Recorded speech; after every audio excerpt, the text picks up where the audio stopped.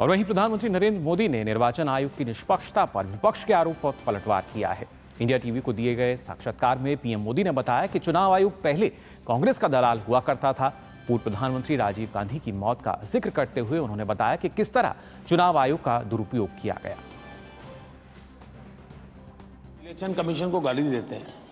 हमारे देश का चुनावी व्यवस्था कहती है कि अगर कोई पार्लियामेंट सीट में अगर किसी कैंडिडेट की मृत्यु हो जाए तो वो चुनाव स्थगित होता है। ठीक है, अगर कोई पार्लियामेंट का कैंडिडेट उसका स्वर्गवास हो जाए तो वो सीट चुनाव स्थगित हो जाता है, उसकी डेट बाद में आती है।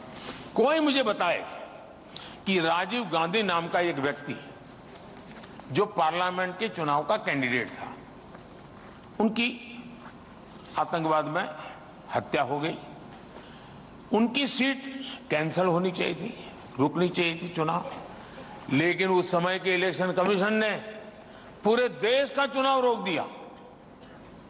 कोई लॉजिक नहीं था और करीब 21-22 दिन दिए और उनके अस्थि लेकर के पूरे देश में यात्राएं चली और फिर चुनाव की डेट दी गई। तो कौन सा लेवल पे गिरता देश के इलेक्शन कमीशन, और बाद में वो खुद कांग्रेस के कैंडिडेट बन के आडवाणी के खिलाफ चुनाव लड़ रहे थे।